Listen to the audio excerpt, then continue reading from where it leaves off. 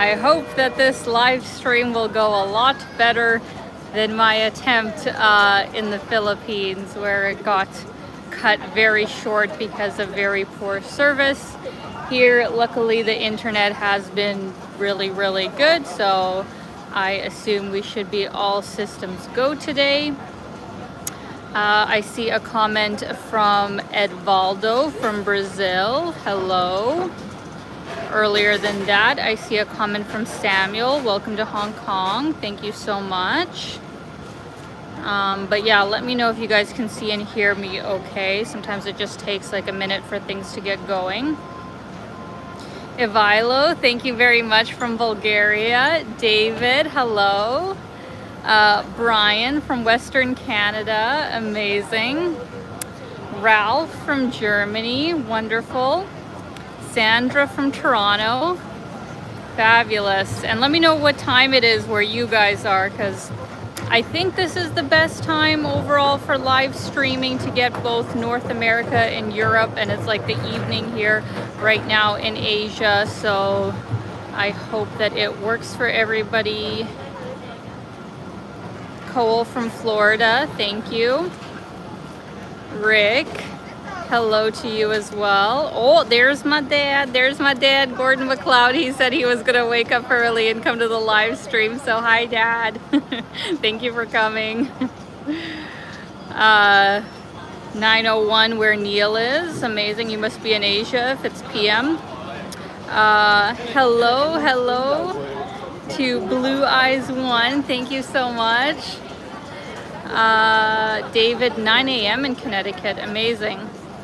Ivailo asks Alina, when will you return home to Bulgaria? That is a very good question, and it's actually coming up quite soon.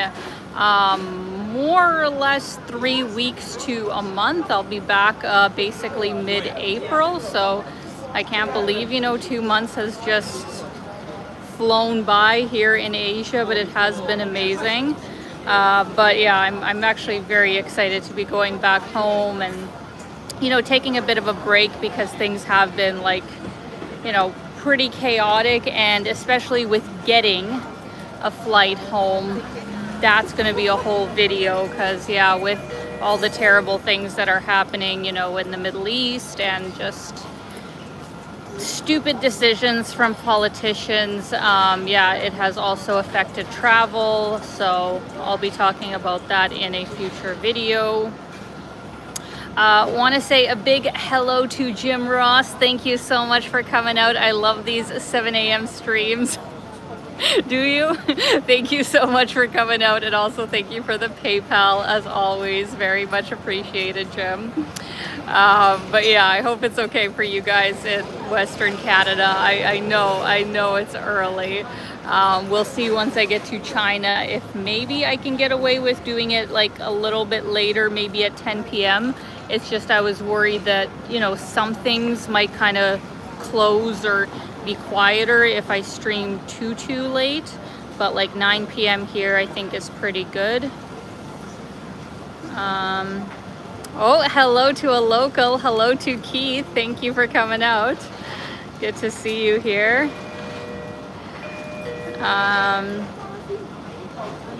Oh, hello from Svetla in Perth, Australia. Amazing. That's even ahead of us. Fabulous.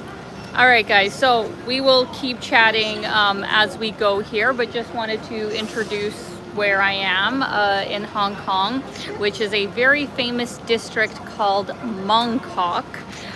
If you want kind of the crazy, fast-paced, raw Hong Kong sort of energy, this is the district to go to, because there is lots of great restaurants, street food, shopping. I actually wanted to start down a Goldfish alley, as they call it, and they have like lots of animals and stuff in there, but it said no photos and videos, so I'm starting slightly outside of that area and going to take you guys through some of these like outdoor markets that they have, and then finally make our way down to Victoria Harbour, one of the most iconic places in the city, and yeah, give you guys the amazing skyline view. So that's kind of what we've got on the agenda for today. So let me just flip the camera here and give you a view of what I am looking at here on a random street corner with some delicious bubble tea behind me. And so let's cross the street here. As with many places, you have to be very careful with crossing the street here. That, like, I swear they don't really yield for pedestrians. Like, unless there's a light, they really just keep on going. So be careful here in Hong Kong crossing the street. And just out of interest, actually, how many people that are in the chat today have been to Hong Kong? I'm curious. Oh my gosh, look at the bunnies. Look at the bunnies. Okay, there's no, oh, and guinea pigs. Oh my goodness. Look at the guinea pigs.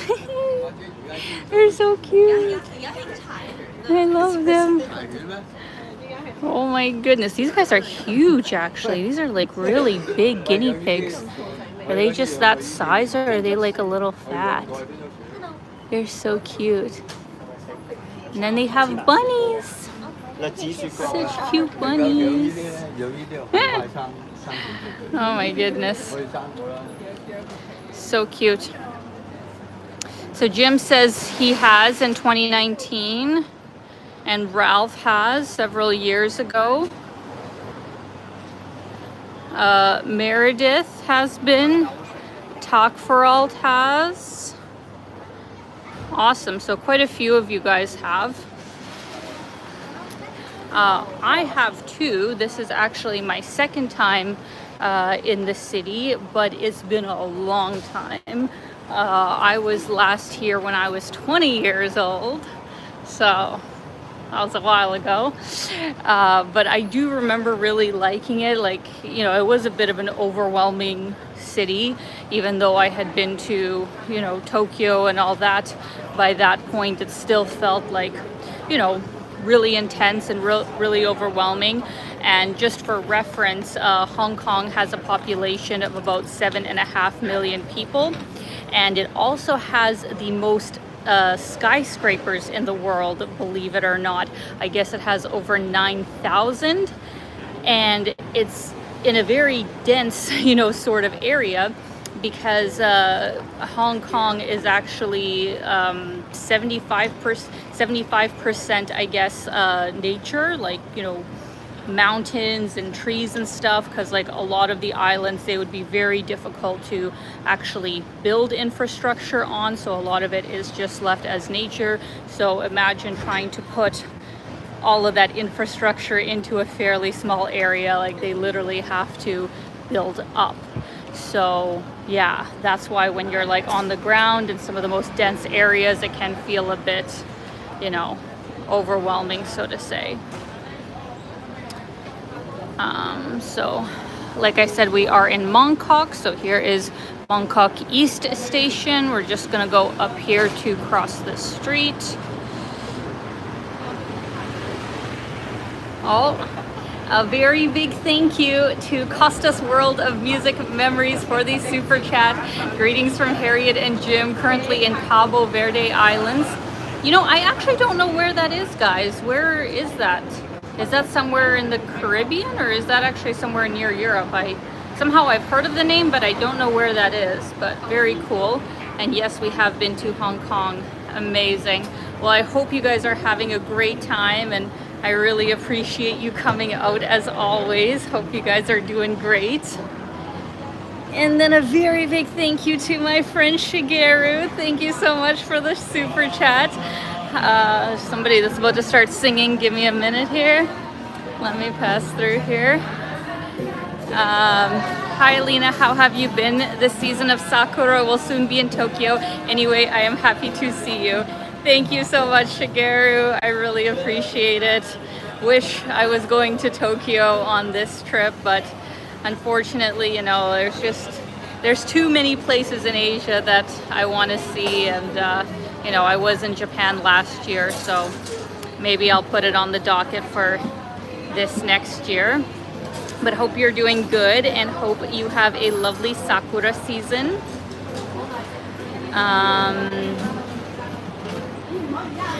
Hello from the capital of Canada. I assume that is Ottawa. Hello. Sergey asks, have you gotten a hotel or Airbnb for you in Hong Kong this time? An Airbnb, a room in an Airbnb, because if you guys didn't know, Hong Kong is actually quite an expensive destination. You know, hotels in a fairly good area, not even the best area, basically begin at like, you know, $200, $250, you know, dollars a night, and that's way above what my usual budget is. So I was able to get not bad, like a room in a apartment building in a good area, thankfully, very centric, for about like 50, 55 US dollars, something like that. So at least I still have my own space, even though it's small, and in a good walkable area. But yeah, if I wanted my own hotel, it would be quite a bit. So unfortunately, it is a lot more expensive here. Cabo Verde is near Africa. Oh, interesting. You guys are really out there then. Interesting. Oh, here they say it's off the coast of Africa, south of the Canary Islands. Oh, interesting. Okay, so yeah, I think I do remember seeing it on a map somewhere, but they are pretty small, I think, right? But I'm sure would be absolutely beautiful. So enjoy, guys. Yeah, Sergey says cool. Yeah, it's pricey indeed. I also had a room for me this time, January 2026. Yeah, it's crazy, like the difference of then just, you know, going across the border, as I'm going to do this next week, going over, you know, to mainland China, you know, Shenzhen. I have a really nice hotel there in like the most ideal area, and I could have gotten cheaper, but I thought, you know, since I saved money here, I'll get something a little bit nicer in Shenzhen. So there I'm paying basically the same, actually. I think, yeah, 50, 55 US dollars for like a nice hotel room. So that's just the difference, and it's like a, you know, 15-minute train ride.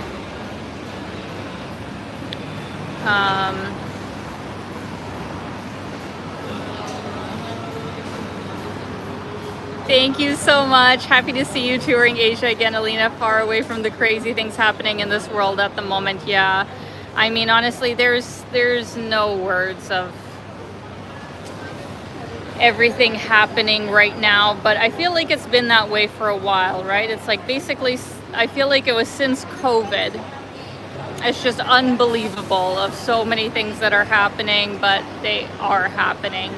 And I guess we all have to just try our best to deal with it and keep our sanity at the same time, and, you know, try and make any kind of decisions that will try and push things back to sanity once again. You know, everybody plays their own different role in whatever that means. So I keep saying, I hope that finally, you know, humans will stop being so masochistic to each other.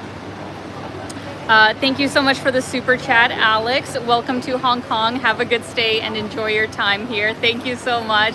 I have been loving it. Like, you know, like I said, I was in Hong Kong before, and, you know, I have certain memories of my time here, but it really has almost been like a new experience of exploring the city for the first time. You know, I went to lots of places that I didn't the first time, and I luckily got to hang out with, you know, a local friend, and we ended up going for a hike.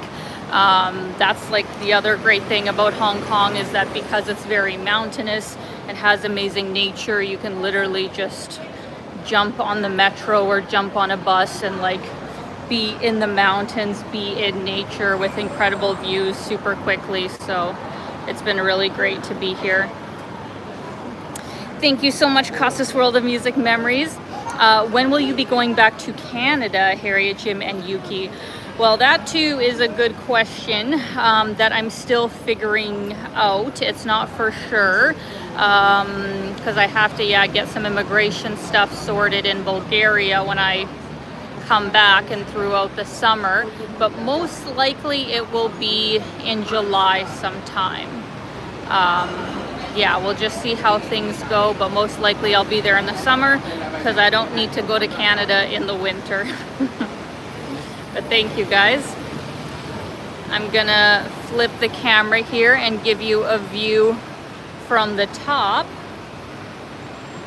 of Mong Kok area where we're gonna go. I'm gonna go down the stairs here.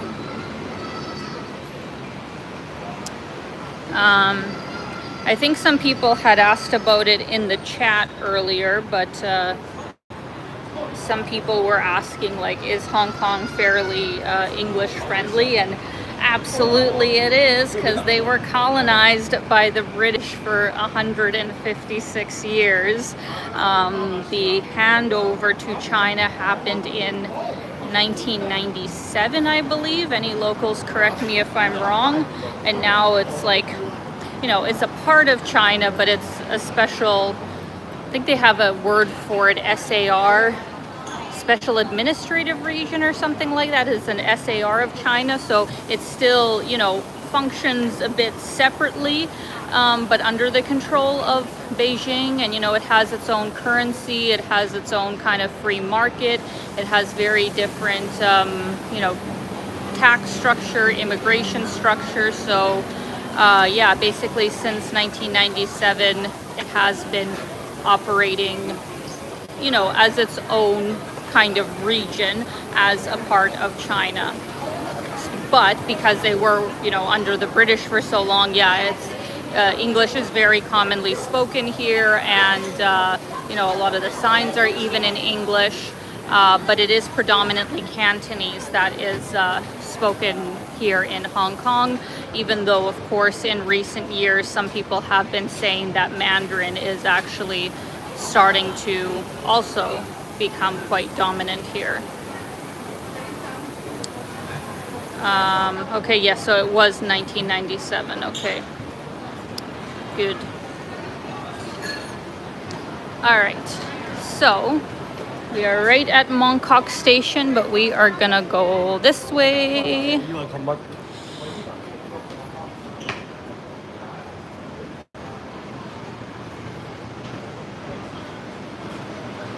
Cinematiny asks, any plans on going to Macau? It's only 30 minutes away, correct? I thought about it, but I ended up not, just because, I had so many things that I wanted to see here in Hong Kong. But second of all, correct me if I'm wrong, but a lot of Macau is more or less casinos, right? Like, a lot of people go there kind of for entertainment and gambling and stuff. And while some things there kind of looked cool, I just felt like I'd rather spend more time in Hong Kong and not have to kind of, break things up until I go to mainland. So if you guys really think I'm missing out by not going to Macau, let me know in the comments what I should see there, and then maybe next time I'm in the region, I'll put it on my list. But I think Hong Kong is just such a great city that I'd rather spend more time here.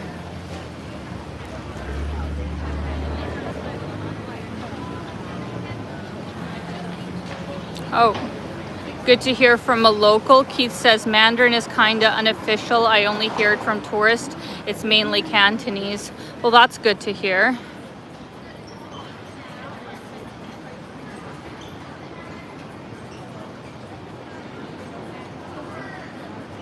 And Ralph says, and they still drive on the left-hand side, I guess. Yes, and what I didn't realize until I was in the Philippines is I forgot that in the Philippines they actually drove on the right side of the road. And that's where I had the epiphany that, you know what, if I'm ever going to learn how to drive a scooter, it's gonna be in the Philippines, because it'll be like, you know, proper side of the road for me. And second of all, you know, when I was in Siquijor, that lovely island where Katrina lives, it's much quieter, and it's you know, not as dangerous to be on the road. So I think next time I go to that kind of region, I'm gonna try to learn how to drive a scooter. But we'll see. Here we are crossing the street.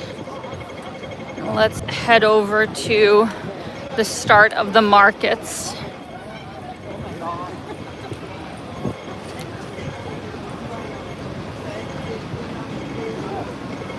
Anthony says Macau is beautiful, also former Portuguese colony. Yes, I guess that aspect of it is very interesting, the fact that it was a Portuguese colony, and I guess there's some kind of leftover ruins there, someone was telling me.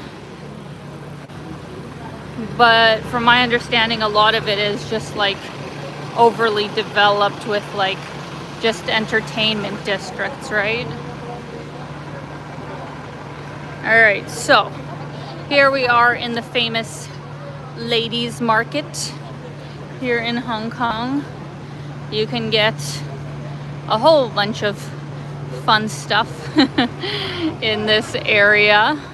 A lot of, you know, branded content, you know, basically fake Louis Vuitton purses is what I'm trying to say. But some of them can actually be, you know, not the worst quality, depending on where you go. Oh, thank you so much for the super chat. Costas World of Music Memories. Alina, in this environment, what has been your biggest challenge traveling the airports, if any? Like the biggest challenge while traveling in the airports, just to make sure I understand your question correctly. Like this specific trip too. I mean, like, so far, thankfully, everything has been fine for me, and it was lucky, you know, that I didn't book my ticket home, you know, when I got here. Like, I was here coming to Asia on a one-way ticket, and then I just wanted to see how things would go before booking a ticket back. So I'm glad I didn't book anything because of this whole situation. So to be honest, like, all of my travel has been relatively fine, thankfully, on this trip. But once I see your guys' comment clarifying, I will answer back. Keep giving you guys a view of the market. Jim says Macau has some nice Dutch Portuguese forts. Yes, funny, all on top of hills. Well, at least you get a workout into the mix, right? Actually, I went hiking with my friend Nate yesterday, and even though it wasn't like even one of the hardest hikes that they have here, it was like for Lion's Peak, if anybody knows it. And it took maybe, I don't know, 2-ish hours round trip. But oh man, like, my thighs were sore this morning. It was a big enough elevation and a whole bunch of stairs. So much going on here. Oh, can anybody explain to me what is the deal with these like Labubu things? Like these little monster fuzzy things. Obviously these are like, I don't know, fake ones, but some people pay like hundreds of dollars for them. I don't know. Can't see them over here, but anyways, yeah, like, why are they so popular? I genuinely don't understand. They're kind of ugly looking.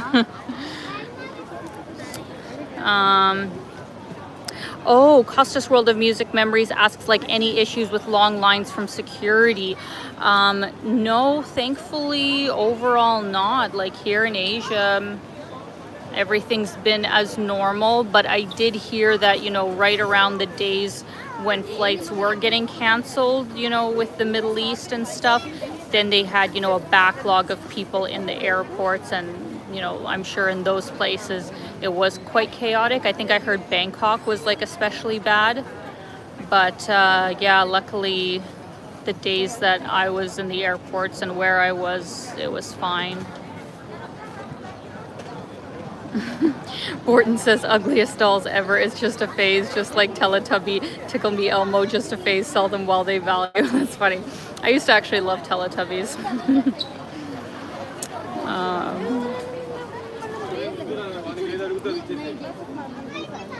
Yeah, I mean, that's a lot of things, right? Like, they'll be popular for a while, be really expensive for a while, and then completely lose their value. So.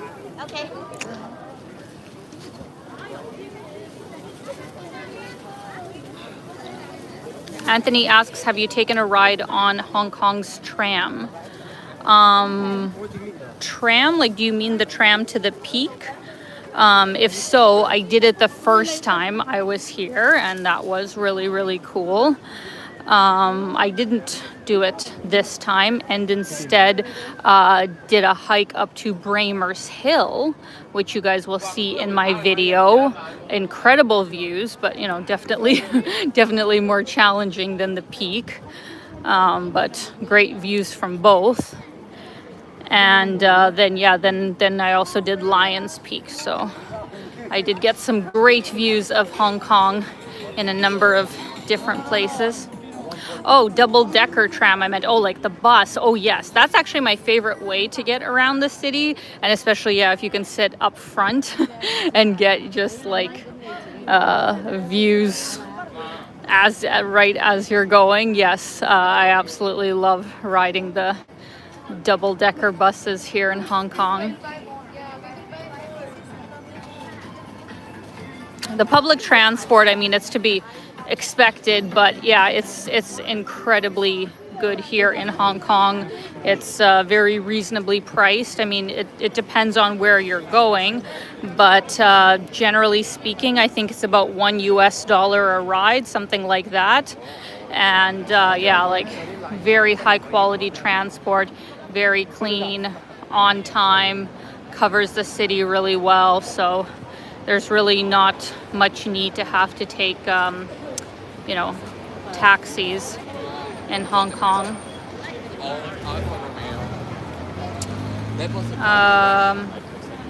No way. Oh.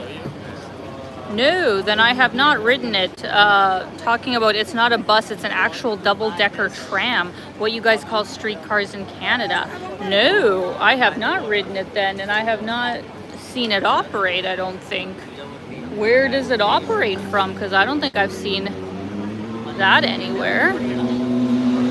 Huh. Have I just like mistaken, I don't know, trams for buses? I swear I haven't seen any, and I've been in like all the main districts of Hong Kong. I haven't seen a double-decker tram. Interesting. Interesting. And it's called the Ding Ding, an ancient trolley that runs in Hong Kong Island. Huh. Interesting. Yes, Jim, the night markets are pretty great.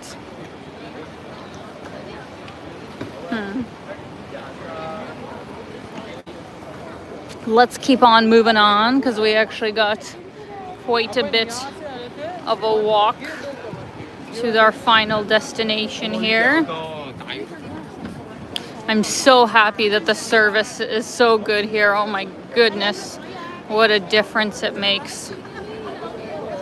I hope it's going to be okay in the mainland, because I don't know, it's been hit or miss for me in mainland China with the stream quality the last times I was there. I don't know if it has to do like with my VPN or what, but yeah, sometimes like it was fine and other times it was like really spotty. So hopefully this time it'll be okay. And if coverage is okay, I think I might actually try and do a live stream next Sunday from Shenzhen, since, you know, that's a very unique city, even though I haven't been there yet. I mean, it looks really, really cool in photos and videos. And then we'll see what my coverage is like in Guangxi region and see what it would be like to walk around there. But that's kind of like a nature area or like smaller ancient town, so I don't quite know what a live stream there would look like, but possibly I might do one there. And then right before I go from Guangzhou, oh my god, so many people here. Then from Guangzhou, I'll definitely try and do one before I leave the country. Because actually, man, that first trip that I went to China and I did that live stream from Guangzhou, I don't know if it just somehow got on, like, you know, on Chinese people's radar who, like, you know, are obviously using a VPN and on YouTube. But oh my god, like, that live stream had like 2,000 people on at one time. I could barely like keep up with the stream. It was so crazy. So I don't know if it'll be that popular this third trip that I'm taking, but I'll definitely try and stream from Guangzhou as well.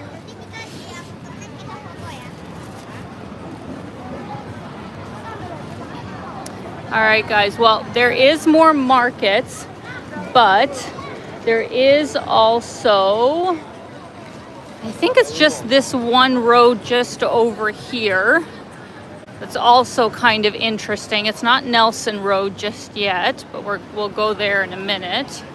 But it's this kind of other cool street with lots of shops and just lots of lights. So let's try and go there. But first, want to point out actually my favorite Chinese bubble tea place, Hey Tea. It's so good. I hope they get it in Europe someday. That would be amazing.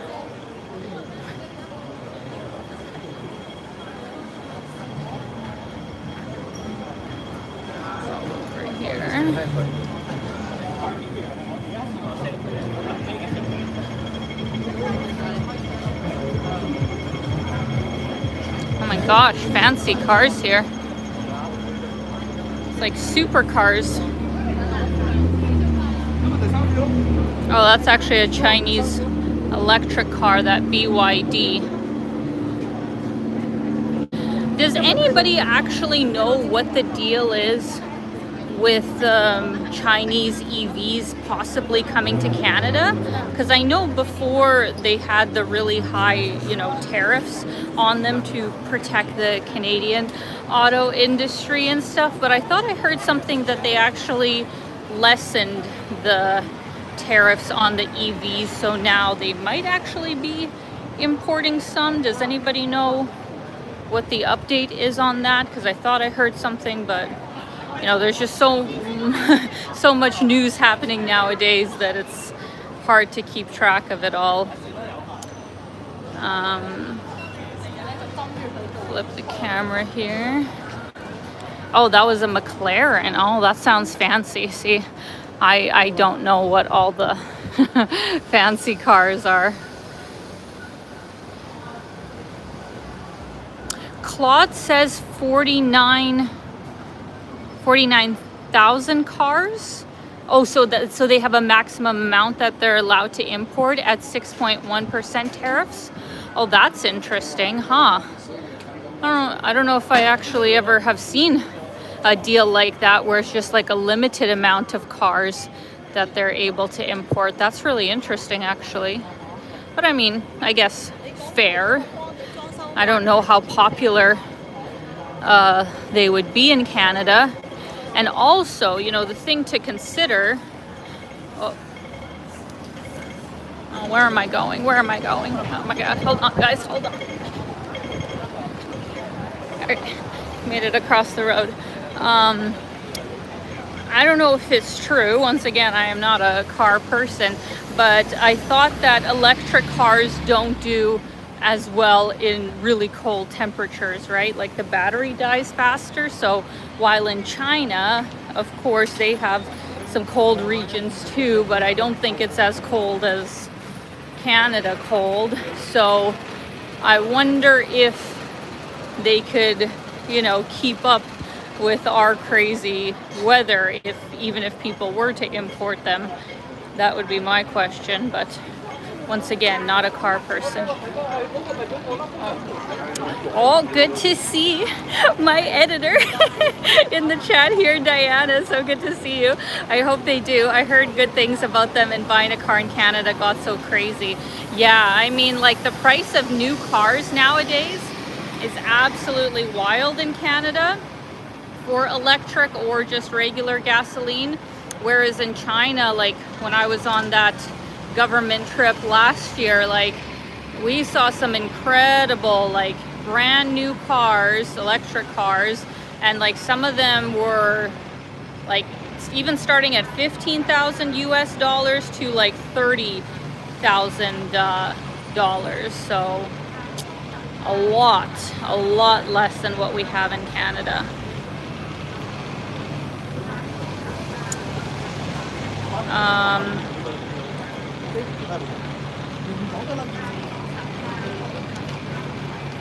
Wharton says China's trying to force their EV on Hong Kong, but problem is not enough charging stations, and electricity is expensive. Yeah, I mean, that is the other factor to consider. It would be a factor in Canada too, having enough charging stations and all of that as well. But yeah, I mean, I have seen quite a few here in Hong Kong, but it's a very big range. Like here in Hong Kong, you definitely see all different makes of cars, and yeah, a lot of them are very like luxury, you know, sort of ones. So big range. Jesse asks, hi Alina, do you see any difference in Hong Kong now compared to the last time you were there? Well, I mean, to be frank, like for sure more like Chinese mainland influence for sure. Even in just like the, you know, the businesses, you know, that they have here, like so many of the popular businesses that you'll see all over China, they have here. But I mean, that's to be expected, even from a business perspective. But yeah, just from what I've heard from locals, there's definitely been, you know, that factor of as well. But it's still very much the city that it was last time I was here in many ways. Like it is still just such a big global financial hub. It's actually really interesting to visit the kind of stock exchange area of Hong Kong, and you'll see all the people in suits and see the market boards and stuff. So it's still very different than mainland China, but obviously, you know, mainland China has a very big influence on Hong Kong.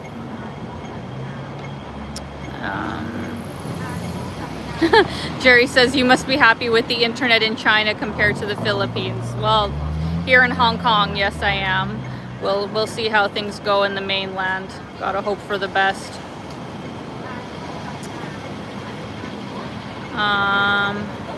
Gonna flip the camera here and give you guys a view. Is this actually already Nelson Road? Or sorry, Nathan Road.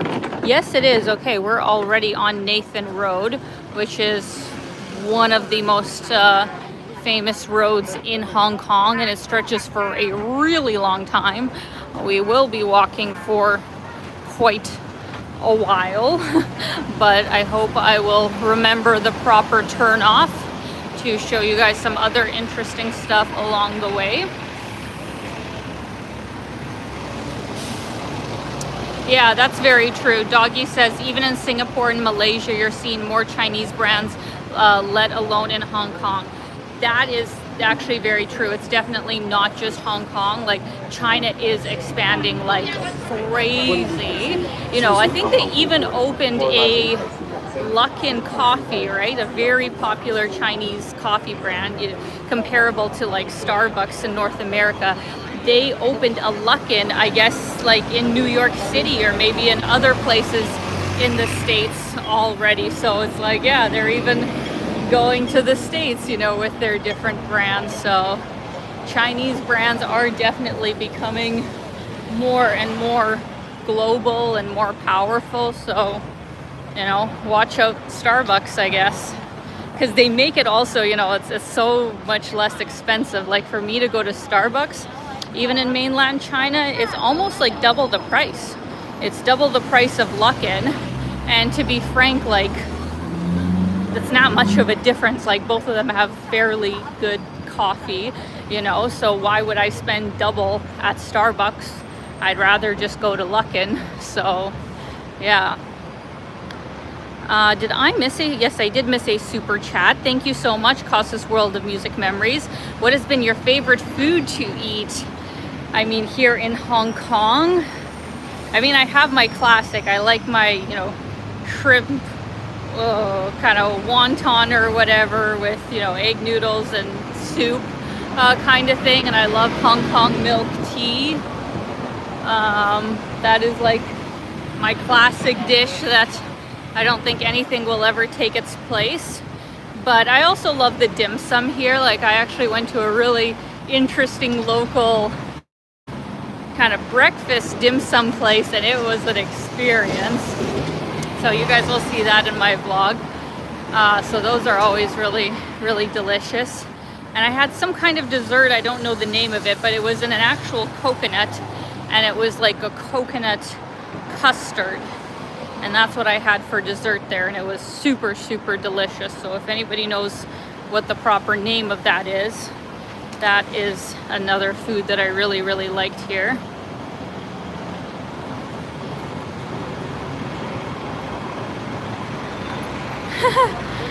I saw a YouTube video where there's a BYD in Sri Lanka. Oh my God, how did it get there?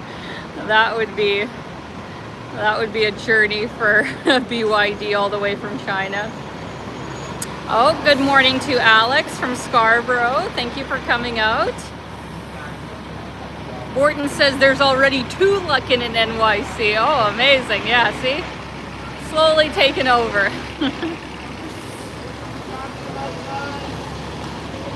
Alex asks, are you using a Hong Kong SIM or a Canadian SIM? You won't be able to access YouTube in the mainland if you use their local network. Yes, I am aware. Usually I use my Airlo eSIM when I'm going in, because here in Hong Kong, that actually would be a good option, is to get a SIM that covers both Hong Kong and mainland when you arrive. And that's what I thought I was doing when I got my SIM card at the airport, but no, they sold me a SIM card that only covered Hong Kong and Macau. And now downtown, the packages that they have just weren't very good.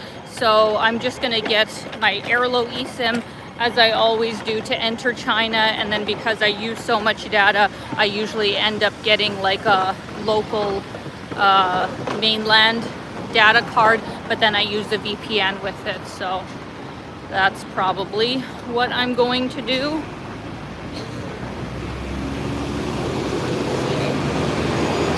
Diana asks, do they have slushies at 7-Eleven in Hong Kong too? You know, I wonder actually. I don't know if they do. Maybe some locals know. I haven't had a slushie in forever. Maybe I should. So I actually don't know if they have slushies in 7-Eleven here. That's a good question. They have coffee. I actually get coffee quite a bit at 7-Eleven, because here in Hong Kong, guys, oh my God, the amount of money that I have spent on coffee in this 1 week, it kind of makes me sick. I won't stop. I won't stop. Like, coffee is like one of my favorite parts of the day. So, you know, damn it, it's gonna cost more, that's fine.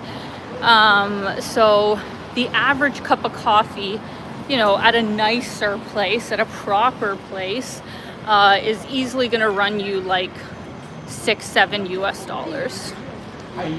And I drink like 3 cups in a day. So that's a lot. That's a lot in a day just for coffee.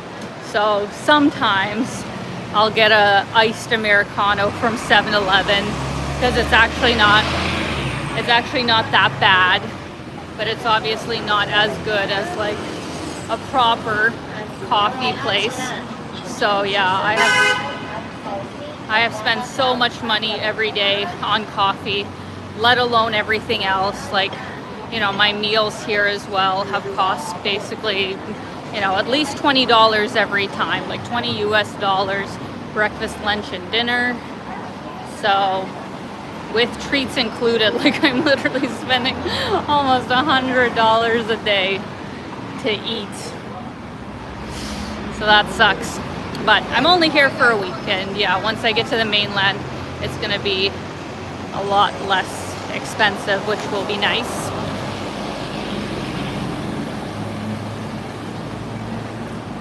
It's a big double-decker buses going here on the street.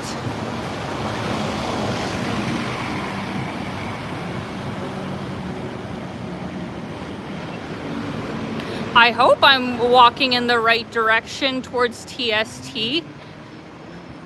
I'm pretty sure I am. Please don't tell me I'm not. That would be bad. I'm 80% certain. I'm 80% certain that I'm going in the actually no, I'm 90% certain because I remember that building. I think I'm going in the right direction, guys. I actually have to cross the street up here soon.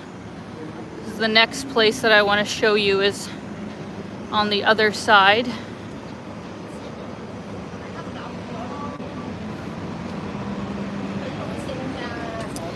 It's true, like you can eat a lot cheaper in Hong Kong in local eateries. And I do try and do at least like one meal a day that's, you know, at a more local, you know, cheaper place. But like, I'll be honest with you guys, like the one meal that I will not compromise on is, first of all, breakfast. I like a Western breakfast. Like I want, you know, eggs, avocado toast, all that jazz. It just helps me feel good in the morning. So that's always going to cost a lot of money here. Then yeah, usually I'll do one very local meal for like lunch or something. And then for dinner, I usually try and do, you know, some kind of other cuisine or whatever. But the issue that I have is like I need to eat a lot of like fruits and vegetables. I find that, you know, a lot of the cheap food is like meat and some kind of carb, and I don't feel good just eating that kind of food meal after meal. So basically I have to find a place that has like a salad or like a poke bowl or something like that. So those types of things end up costing more. So first world problems. Obviously I know I could save some money by, you know, going to those kinds of places, but then, you know, how I feel and just my health wouldn't be as good. So for me, it is worth it to spend the extra money on food. But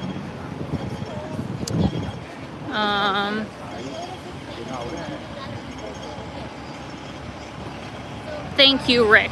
One thing you don't want to cheap out on is food if possible. Yeah, I mean, everybody's different. It's like there's some people who never want to cheap out on, you know, hotels. For some it'll be, I don't know, certain kinds of attractions. For other people it will be food. And for me, there's like kind of a basic standard that I have to meet for food, accommodation, transport, where yeah, for sure the food has to be at a level where like I feel good, it's healthy, nutritious food, you know, that I enjoy. And then with accommodation, it doesn't have to be fancy, but it has to be at least like, you know, nice, basic, clean, in a safe area, like in a good location and stuff. You know, it doesn't need to be super fancy, but it has to meet that basic standard. So it's the same thing for me with food. And I find that if I just eat like crap, like I can't be my best self and I can't do the work I need to do.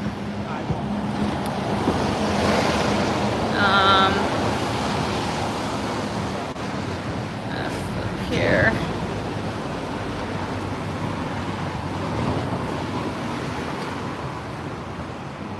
But yes, Hong Kong is actually very safe.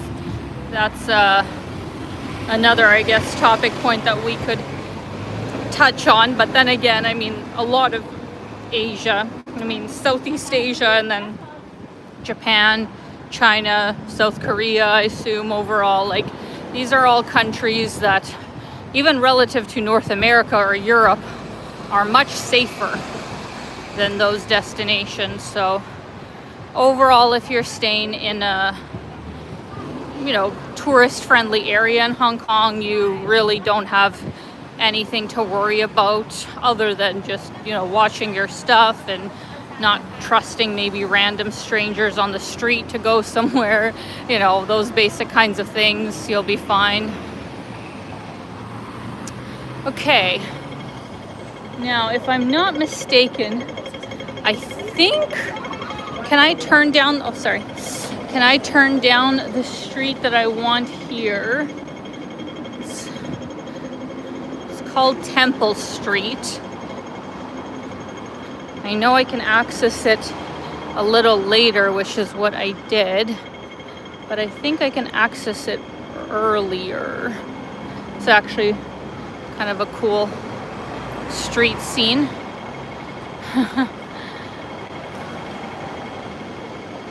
Very cool. Oh, thank you so much, the Chaotic Explorer. You are close by, yes. I think it's like, what, 1 block over or 2 blocks over? We'll see here. So I want to go to the night market. But Jim made a very good comment. Food is all relative. Expensive compared to much of Southeast Asia, but cheap compared to Canada, unless you want to eat at the Mandarin. That is very true. That's exactly it. Everything in life, I think, is quite relative.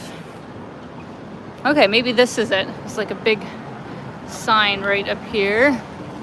Can't see. Yep, here we go. Start of the market.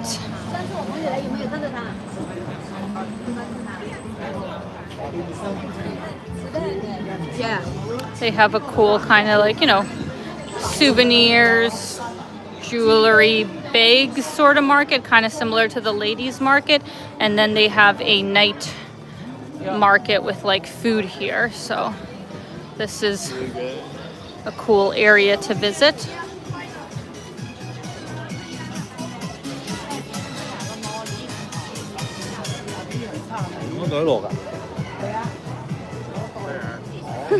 The Chaotic Explorer says at least McDonald's is $5 in Hong Kong and $15 in North America. True. See, I don't know how that works.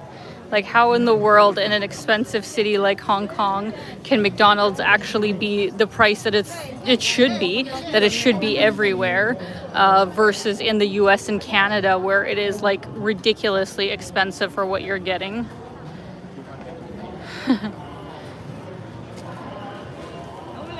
Hello to Feng Shao from the mainland. Amazing. I will be going there later this week. Oh, Chaotic Explorer is Nate. Oh, hello. I thought it might be you, but I wasn't sure. So yeah, Nate is the friend that I have here in Hong Kong that I went hiking with.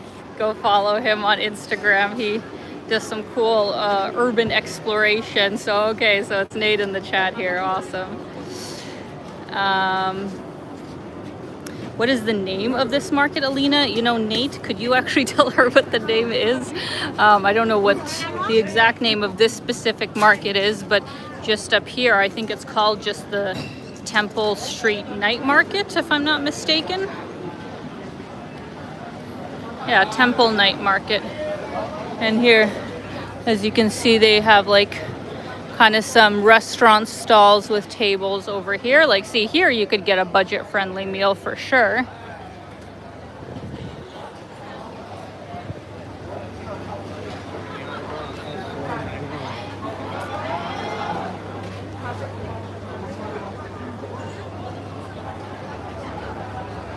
Hello, Doug Watson. Good morning from Vancouver, a great city.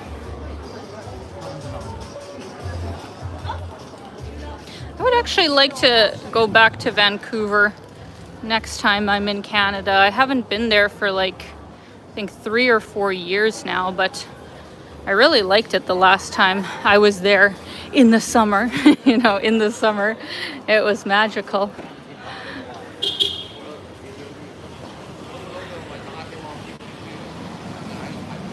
All right.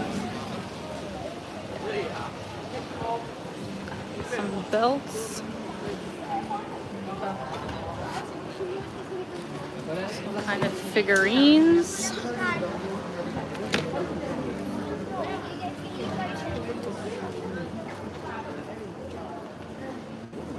Actually forgot that this market goes on for so long. It's pretty big, actually.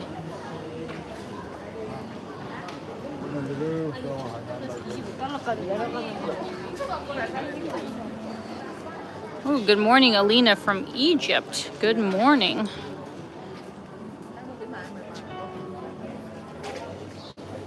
I just walked past a mahjong parlor. Oh, what the heck? That's cool that they still have that. Is it like a club that you have to join, or anybody can go there?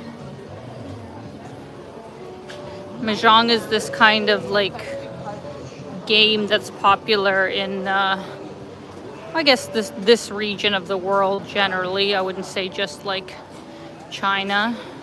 I think it's also popular in like Taiwan and stuff. I don't know how to play it, but I have seen it. Oh my god, this market is actually really long. Somehow, maybe I was here when everything wasn't set up, so it seemed a lot shorter, but now that everything is set up, I'm like, this is actually a really big market. It's actually very similar to the ladies' market, I would say, like a lot of the same kind of stuff. And I do hear that if you buy anything here, like they will, like, you know, jack up the prices like crazy, so make sure you bargain. Do not take the first price, generally speaking. All right.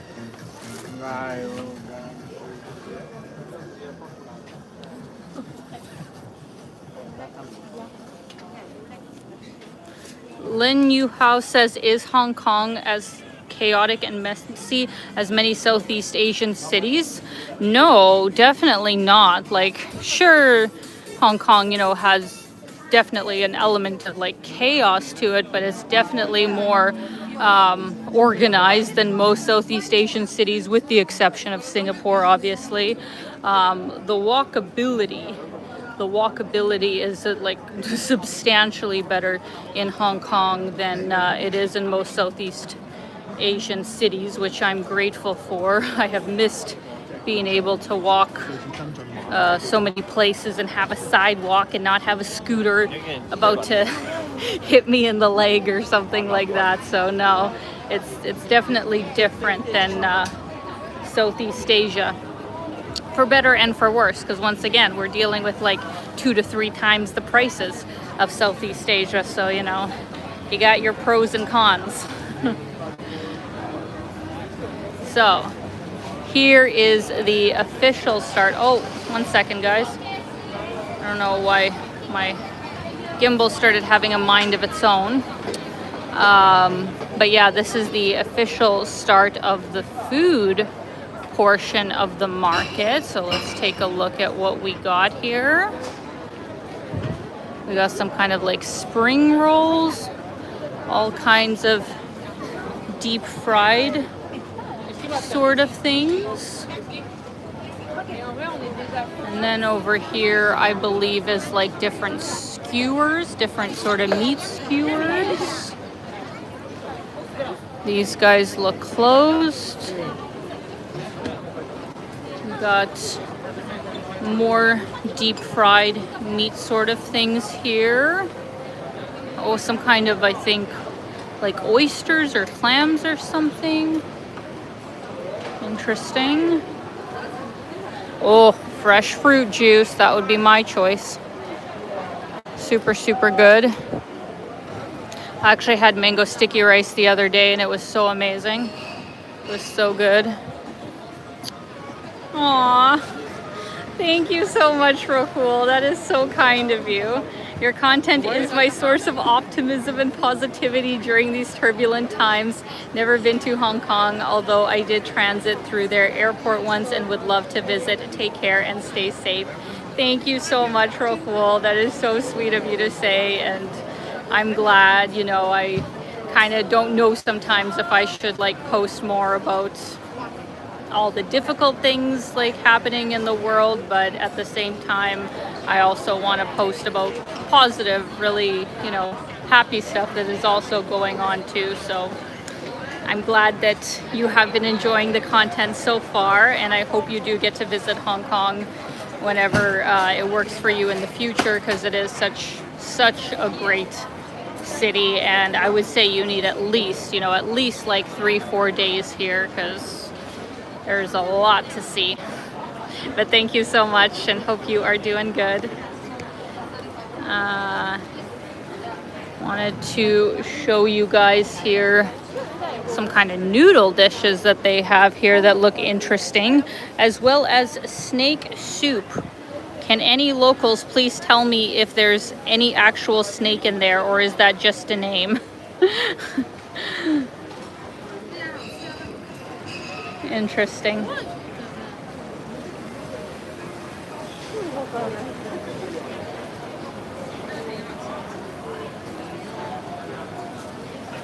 That is very true. Robert says, amazing Hong Kong, so small, so populous, and yet so affluent, as evidenced by its per capita. Yes, this is a very rich city. Are you serious, Philip? Is there actual real snakes in there? That'd be crazy. I don't know if I've actually ever eaten snake before. I don't think so. I don't know if I want to try. Philip says it's good. Okay, well, you guys can take Philip's word for it.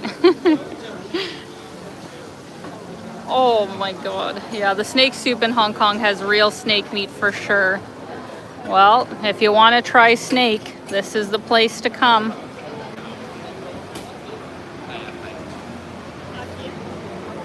What they got going on here. Does anybody know what this is actually? Like, what is that brown thing kind of on the outside? Or beef offal, it says. Huh. And what's a tea egg? Is that like tea or eggs marinated in tea? That's interesting. Oh, sorry. She doesn't want her. Some kind of waffles. Bubble waffles. That would actually be really good. Cheese egg waffles. Oh my gosh, egg tart waffles. That would be good. All right. I think that is the market, guys, but very cool. Would definitely recommend going here, and it is just on Temple Street. You can just put in Temple Night Market into Google Maps and it will bring you here. Fun place to go in the evenings. And then even though it's dark, maybe you guys can see, there's like a really cool mural, you know, on the side of that building. Oh, I'm in somebody's picture. But yeah, really cool area. Definitely worth going to. But we are gonna head back to the main road and keep making our way to the harbor front.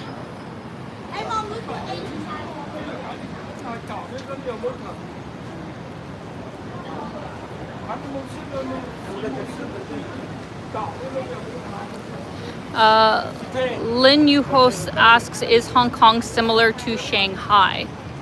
You know, there's definitely some similarities for sure between the two cities. Like I would say Hong Kong is definitely more similar to Shanghai than it is Beijing. Like Beijing to me was just a very different sort of city actually compared to what I was expecting. It actually is not at all that dense feeling nor does it have that high of buildings, you know, whereas Shanghai, yeah, it definitely has a much more, you know, a higher and densely populated skyline. So those similarities would definitely be there. But as I was actually kind of talking with Nate and then some other people who have been to Hong Kong, I said that for me, Hong Kong is an interesting blend of, yes, obviously China and Chinese cities, but mixed with Singapore. Like very strong Singapore vibes, and that makes sense because Singapore too is like, you know, a global financial hub. It's, you know, overall very modern, very clean, has a very strong, you know, rule of law. You know, people generally really follow the rules, and it's also quite international because at the same time, you know, Hong Kong is very international too, whereas, you know, lots of Chinese mainland cities, not so much, like Beijing, Shanghai, you know, a little bit, but Hong Kong and Singapore are far more international. So I would say it's similar to China, but with a very strong element of Singapore, mixed with obviously leftover, you know, British colonization and stuff. But I don't know, I don't get those vibes like quite so strong other than just the language factor. That's just my opinion. Let me know if you guys agree. So yeah, somebody says Hong Kong is similar to London. Well, I guess I haven't been to London in a while, but I don't know. To me, it's still a very like Asian city. It doesn't feel to me like a European city, really. But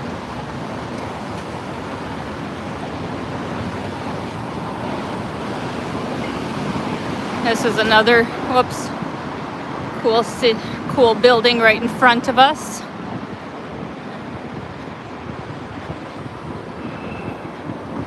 Here we are on Jordan Road near Jordan Station. And we're gonna keep walking down Nathan Road.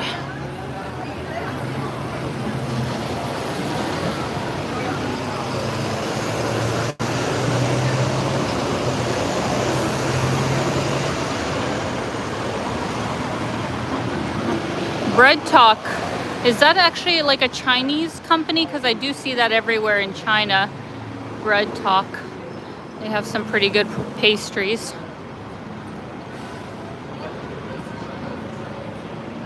Yes, I guess see, that is the difference. Yes, so Hong Kong and Singapore are former British colonies, so it is still, yes, British with the colonization part. But don't you guys, like, people that have been here, like, would you consider Singapore or Hong Kong that European though? Like, it left certain elements, but there's no cities in Asia that I've been to that I would call that European, you know? Once again, just my opinion, but even though, yeah, the colonization left its mark for sure, it definitely changed the society, but I don't think it ever fully, like, developed these places into European nations by any stretch of the word. The Asian culture and influence is still, like, far, far more prominent.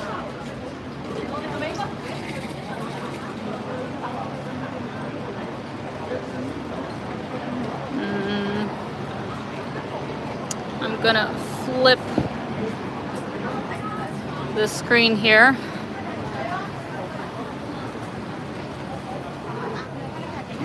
Oh, thank you very much to Alex from the Philippines. I do miss the beaches already, the fabulous beaches of the Philippines. I will absolutely go back to Siquijor, the last place that I showed in my videos. It was such an incredible island. But I think it made a difference because, you know, I had a friend there and she has a scooter and she was able to drive us. I don't know if I would have had the same opinion of Sikyor if I would have just, you know, randomly went there myself and would have had to hire a tuk-tuk to get everywhere. Maybe I wouldn't have liked it as much, but with the experience that I had, I will absolutely go back there. And thank you, Rick. I'm glad you liked the video. I did put a lot of effort into it. Hope it'll inspire people to go there.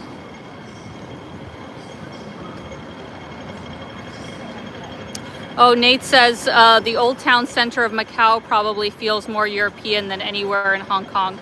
Oh, that's interesting. Well, to see that kind of change actually might inspire me to check out Macau at some point after all. Because yeah, I really wouldn't say that anywhere in Asia has ever reminded me of Europe all that much.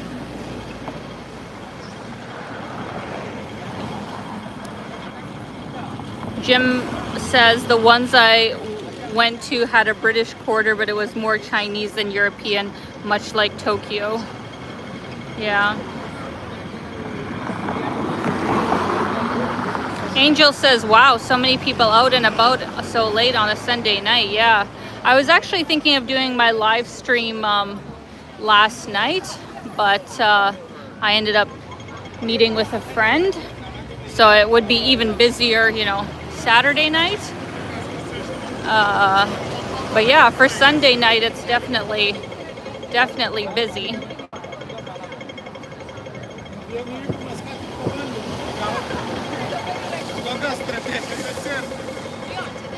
Rick says, Alina, you should try and take a ferry and go to the outlying islands of Hong Kong. Yes, that is the one thing that I didn't sadly get to do on this trip, and I'm already leaving so soon, so sadly I won't be able to do it. But yeah, going out to the farther out, you know, kind of islands that would be much quieter and have amazing nature, like that's definitely something I'm putting on my list for next time, because I absolutely will be back to Hong Kong.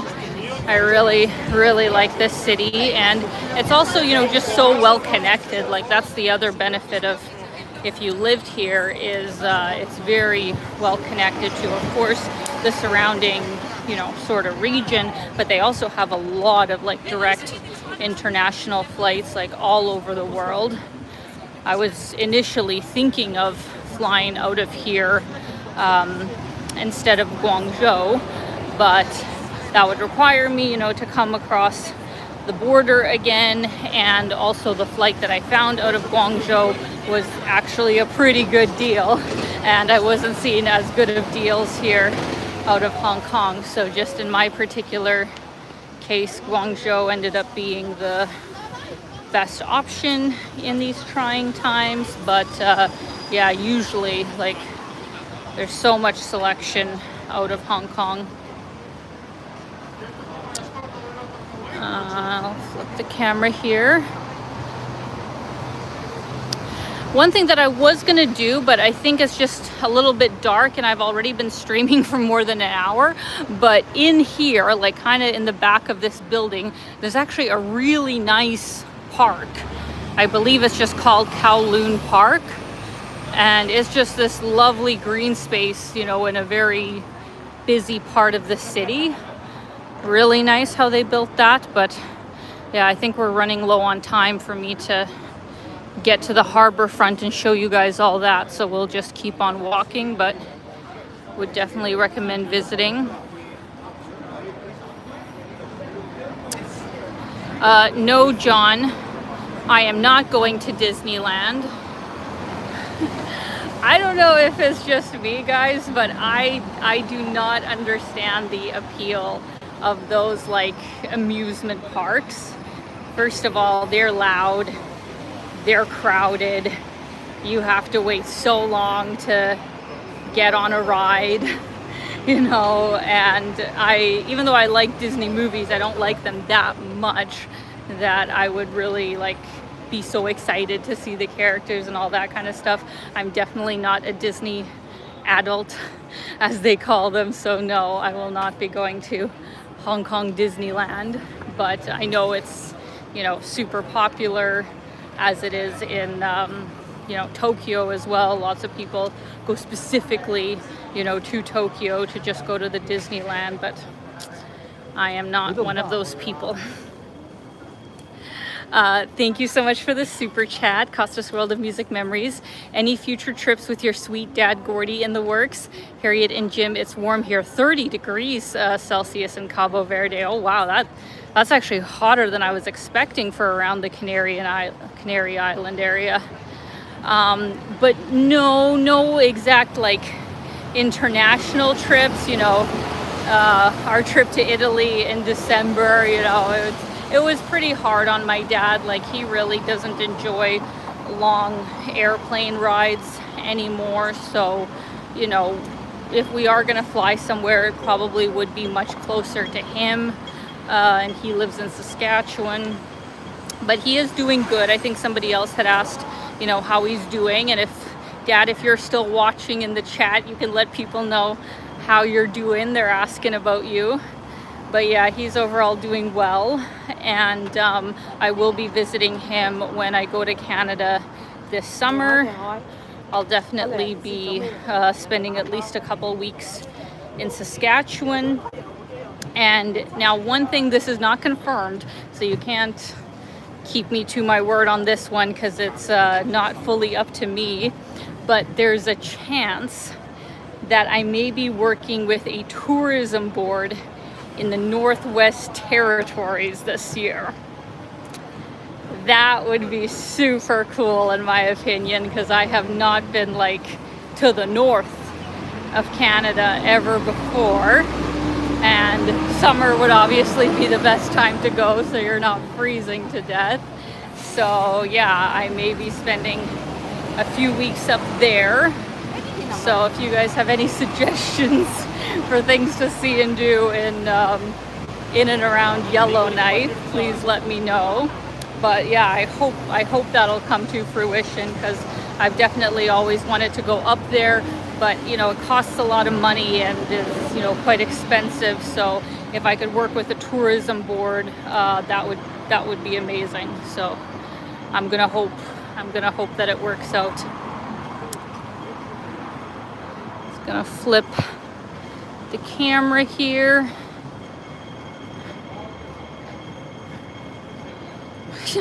McLeod, I'm in South Korea. Come to Korea.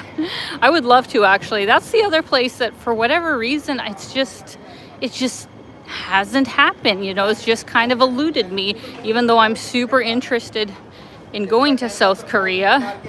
Yeah, it just hasn't worked out yet, but I absolutely will. For sure I will. And ideally I'd like to go for, you know, a month and see a lot of different places.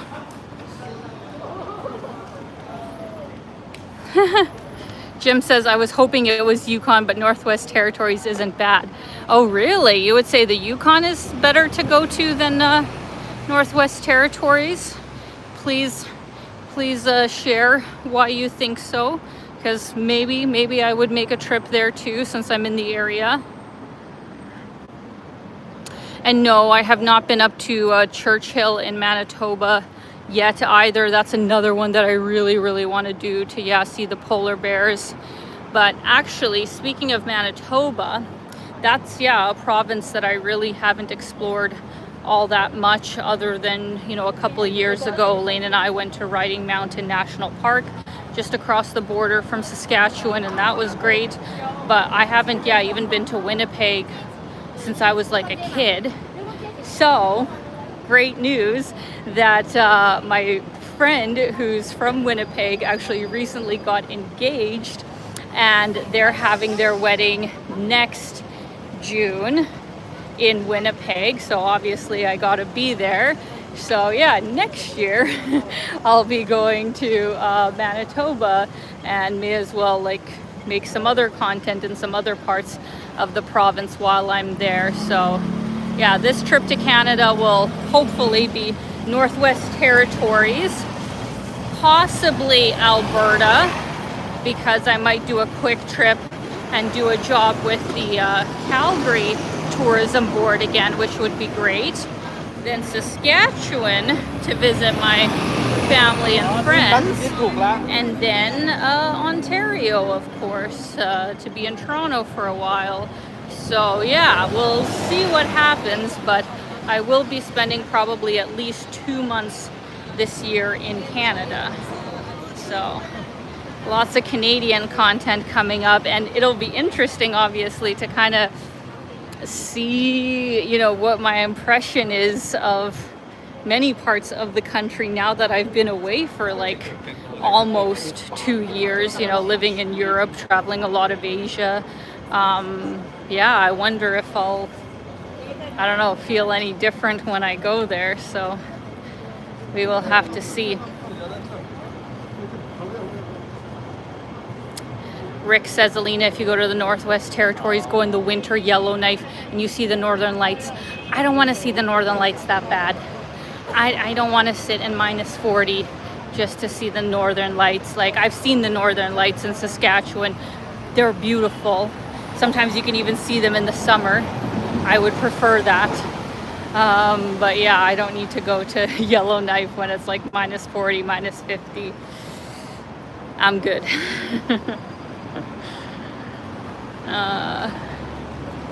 Gonna flip the camera here, guys. We're getting close. We're getting close. We're almost there. Oh, thank you very much, Alex. Much appreciated. Hope you have a good night.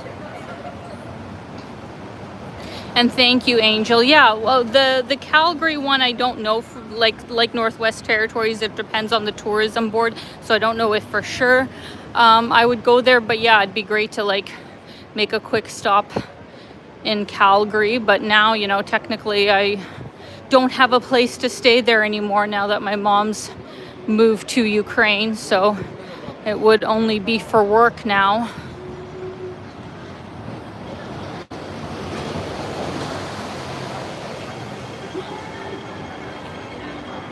Oh, I need to get across the street. Actually, I'll go this way and start the Avenue of Stars on the left-hand side. Jim says Yukon Northwest Territories are often warmer than Saskatchewan. Are you sure about that, Jim? Somehow that's hard to believe for me, but I guess if I've done Saskatchewan, are you saying that I'd be capable of doing that in the winter? I don't think I want to, though. Oh, thank you so very much, Soph. Yeah, I guess a few people have asked, you know, how's my mom and how's my family doing in Ukraine. Thankfully, like, you know, war-wise, they're doing okay. There have been, you know, some, you know, air raid alerts. Like, I still keep on my air raid alert app on my phone, so I know when they're happening in Kiev, so I can kind of keep track if any of them seem more serious. But as far as I know, there hasn't been any big devastation in Kiev, you know, for quite a few weeks, which is really good. But, you know, there's been some health problems, unfortunately, with some of my relatives. So we're hoping that we'll get some good news in the next few days on that front. But, yeah, other than that, everybody's doing overall pretty good. It's definitely better now that the weather is getting warmer in Kiev, because, you know, when it was winter, like, that's when Russia was really like going hard on Kiev, because they were trying to hit all the energy facilities and, you know, torment people by taking out the heat and electricity. But thankfully, now that it's like getting warmer, like, maybe that's why they've now kind of subsided all the attacks. So yeah.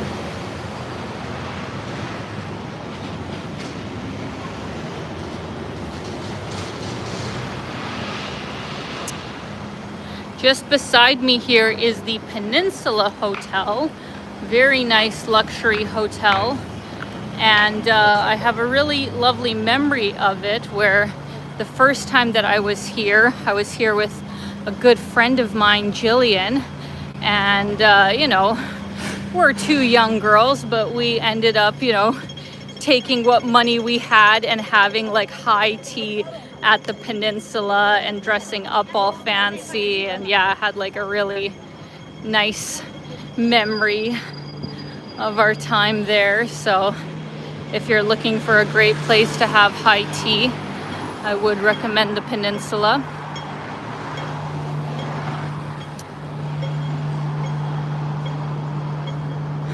There's the red double-decker buses.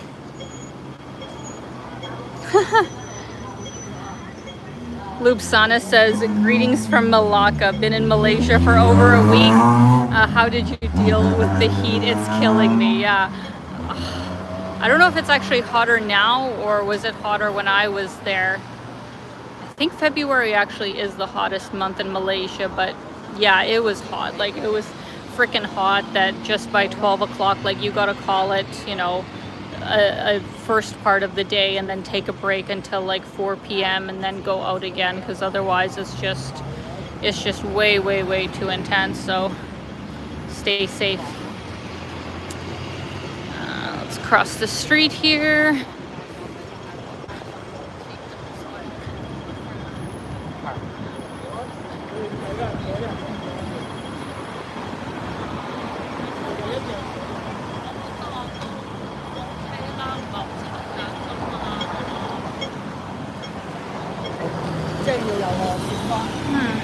Jim says, yes, weird but true. That's not to say it doesn't get a fun minus 40 snaps, but a lot of the time it's minus 20 Celsius. You know, relatives wouldn't steer you wrong. I'm scared of you and angry. Good. No, I'm joking. Yeah, well, I mean, to me, minus 20 is still obviously just terrible. So I'm not in a rush to go back to Saskatchewan or the Northwest Territories when it is those kinds of levels. So yeah, forgive me for not jumping for joy to go to those regions in the winter.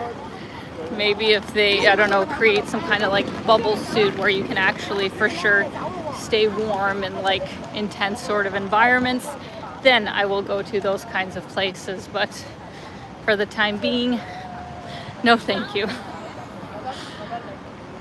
All right, guys, we're finally basically here.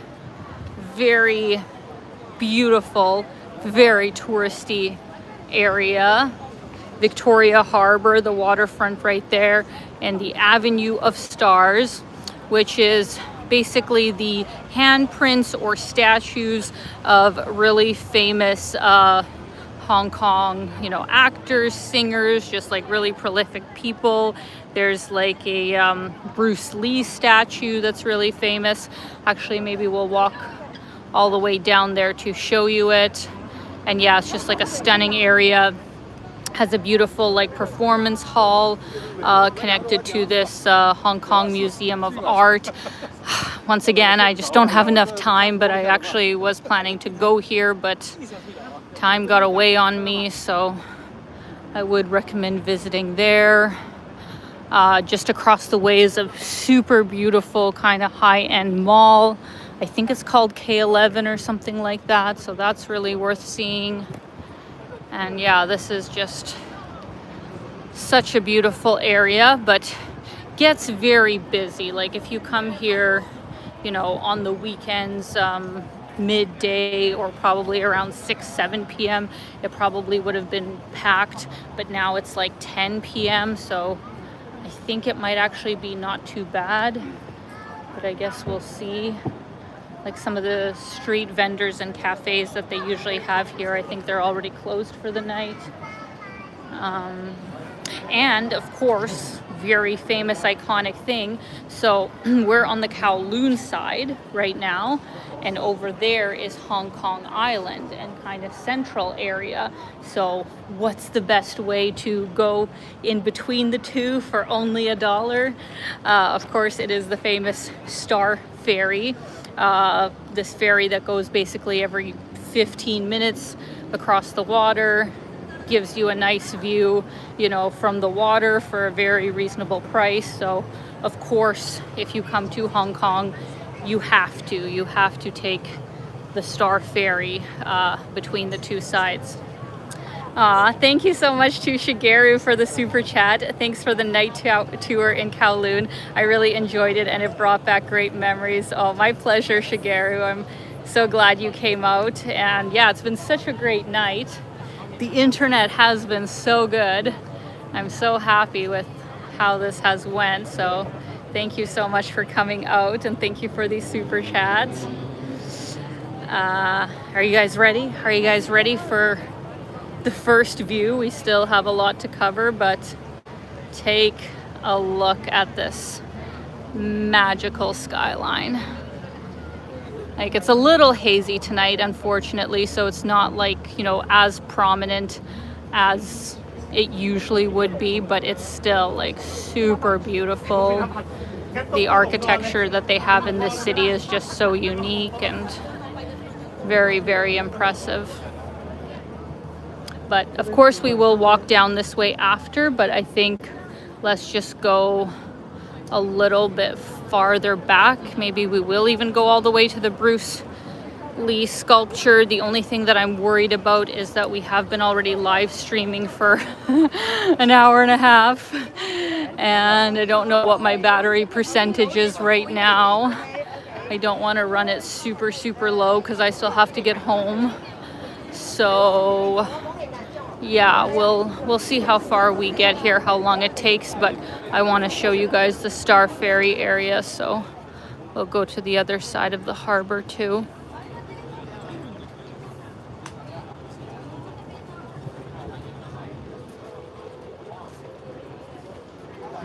So gorgeous.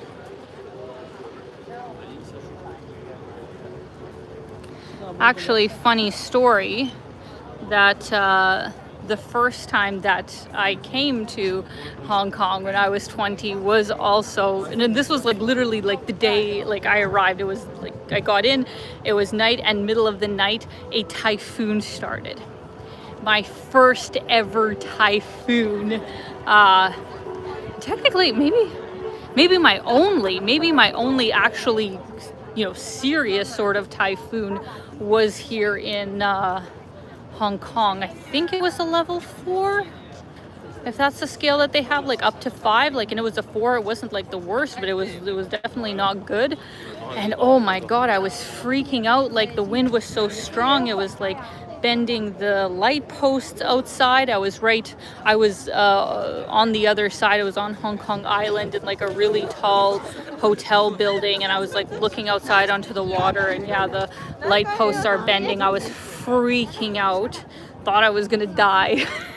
Go downstairs, and like everybody's super calm. They see this all the time, and you know, the concierge reassured me that it's gonna be fine, ma'am. You just don't go outside. You know, we have all the food, we have everything you need. In a couple of days, it'll be fine. So obviously that was what happened, but I was like freaking out because I had never experienced a typhoon before. So, you know, anywhere in Asia to Southeast Asia, these are things that you have to deal with, and coming from North America, you know, we're not used to that sort of thing. Philip says, you're a true Hong Konger, try level 10 next time. Okay, but tell me, so like how many levels are there? Because I think maybe I'm thinking of, I don't know, am I thinking of earthquakes, or am I thinking of some other kind of, I don't know what the, how many levels are there for typhoons specifically? Because I just remember it was the one before, like a really severe one. Not enough that they would panic, so to say. Nope, Jim, you are not the only one. The Star Ferry is fabulous. It's a popular tourist attraction, but it is well worth doing.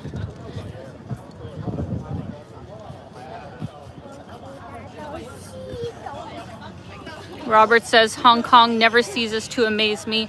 Every destination within it is simply stunning and very modern. If ever I decided to visit it, all I would do each and every day is eat street food. Well, that's fantastic, and I hope you do. It is such a great city.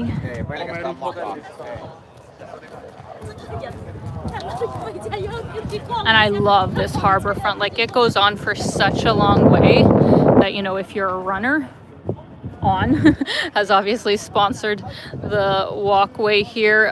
It is just one of the most magical places to go for a run. So, such a great harbor front.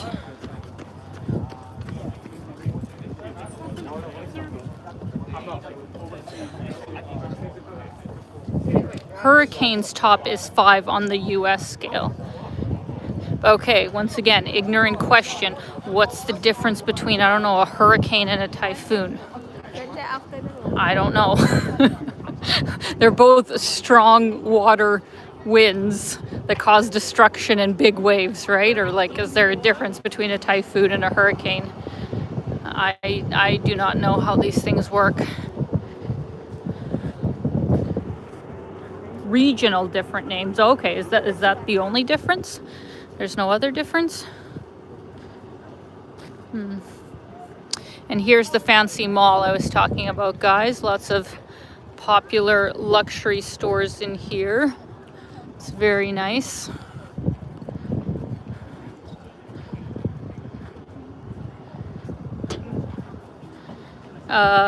Rick says in Hong Kong, the big typhoons are all numbered 8 with different wind directions, and it escalates to 9 and 10. You start with 1, then 3, then 8. Oh, that's kind of different. I don't know if I've really heard of that before. How come they don't have 4 and 5? What happened to those numbers?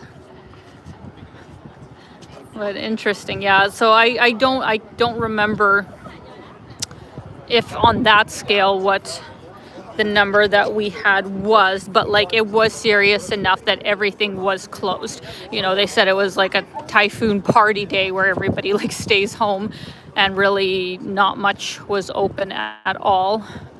So whatever scale that is.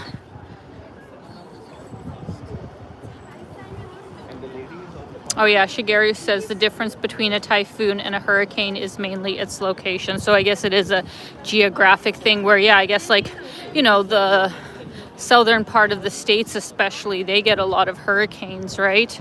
And the Caribbean and stuff. Whereas here, I guess it's typhoons. So can't freaking remember. Is this Bruce Lee statue that far, or are we pretty close to it? Because if it's not close, I need to turn back around, but somehow I feel like it's close, I think. Locals, let me know. I've only seen it once. Stan, thank you so much for the super chat. Great to see you, Alina. Great city, people, amazing activities. You look great and happy. Thank you so much, Stan. Much appreciated. I have really been enjoying myself here, and you know, I've surprisingly not been by myself all that much on this trip. Like, I've actually managed to come across so many friends while I've been traveling, and funny enough, tomorrow morning right before I leave, I'm actually meeting my friend Bianca. You know, her and I toured in Shanghai last time I was in China, and she just happens to be going through Hong Kong. She actually just got in tonight, but I said, you know, I'm doing this live stream and I'm gonna be tired after, so like meet me in the morning. So I'll be seeing her before I leave. And then, you know, I got to see my friend Katrina, got to see Nate here, traveled with my friend Lane for a month. Like, I have actually been around people possibly more than I have been alone, and that is a rarity for me on my channel. So yeah, it's been really great to have so many awesome friends all around the world. Bruce Lee statue is gone. No, it's not. It was just, I just saw it when I got here, so I'm sure it's still here. You're saying it's near Starbucks, so I'm almost near Starbucks. I think it's got to be here. They better not have removed it. Why would they remove it?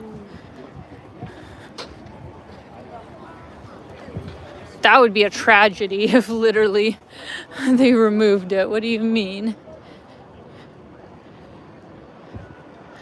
I think it was over here, wasn't it? Yeah, I think it's just down here. Oh, I'm so tired though, guys. Oh my God. It's been an hour and 40 minutes now. And before this, I had already walked like, I don't even know how many steps, but over 10,000 steps. So I'm going to have like 30,000 by the end of today. There it is. See? They did not remove it. The famous martial artist Bruce Lee. It's a great statue. And some young fans.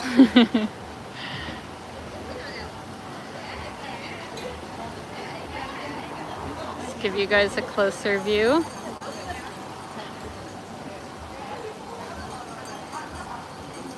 Very impressive. She's so cute. Oh wow, she's pro. Amazing. That's so cool. I actually love the element of, you know, martial arts being so strong here in, well, is it mainly like China, Hong Kong, Japan, obviously, has their own favorite forms of martial arts, but what other countries in Asia are really well, I guess, well, Thailand has Muay Thai, right? What about like Cambodia or Laos or like Malaysia? Do they really do martial arts? I actually don't know. But yeah, I mean, different kinds of martial arts are very popular all over this region of the world.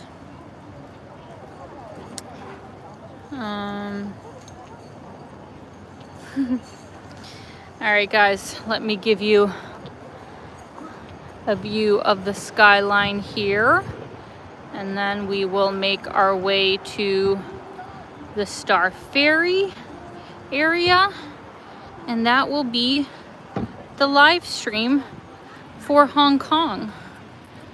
And after this, I will actually be going to get dinner because I ended up running a little bit late to get to Mong Kok, so I actually have not had dinner yet.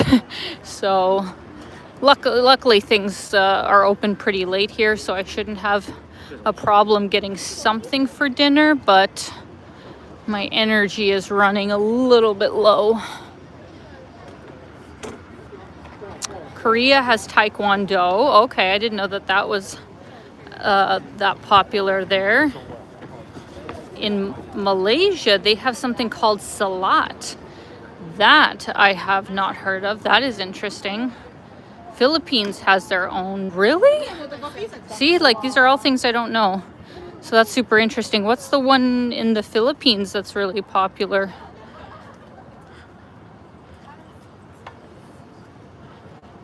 I'm learning new things every day.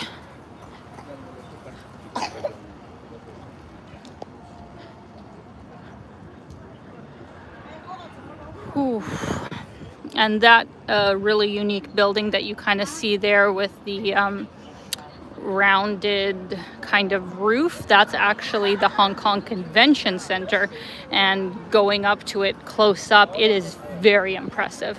I really would like to go inside of it and see what it looks like, because from the outside it's a really cool building.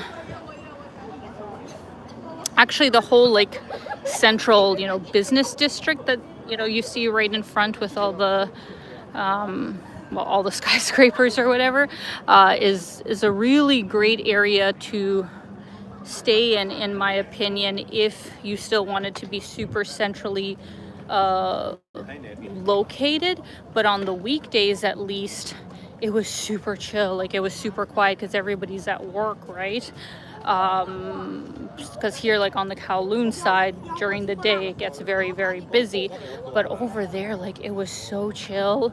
There's, you know, lots of great businesses in the area, and they're in the process of building this really impressive area called the Central Yards, if I'm not mistaken. And I think it's supposed to be finished in 2027, and it is going to be really cool. I think it's going to be like this massive you know, shopping, business, entertainment center. I think they're redoing a lot of the harbor front there, so it's going to be even more impressive. So I think if you're coming to Hong Kong, once that's actually finished, like, that would be a super cool area to stay in my opinion.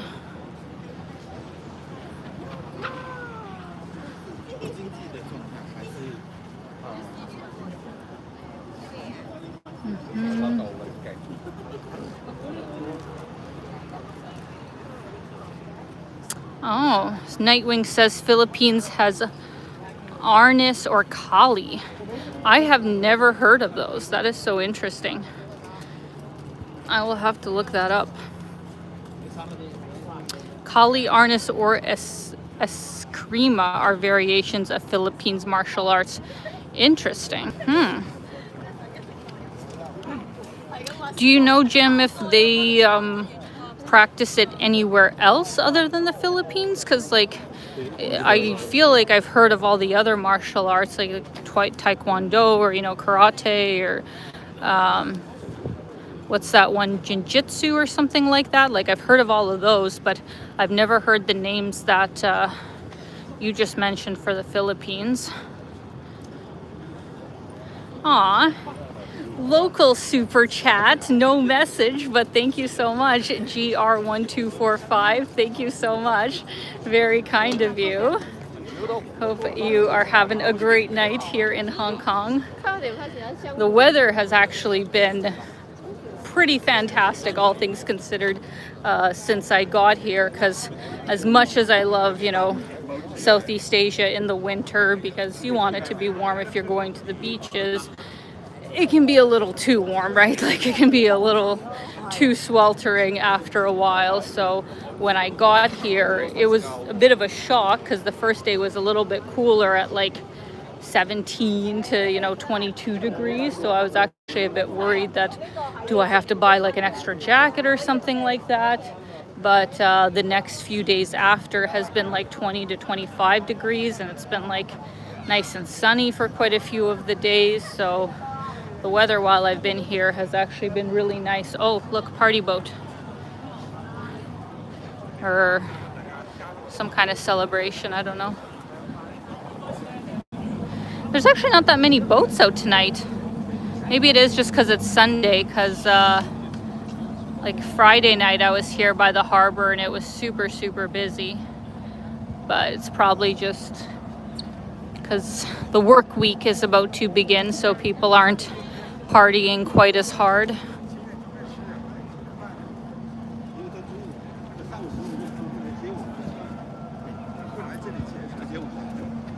Oh, interesting. Okay, well, thank you, Jim. I will have to look those up.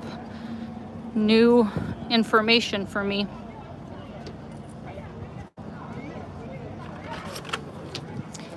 Aw, thank you so much, GR125. Greatly appreciate it.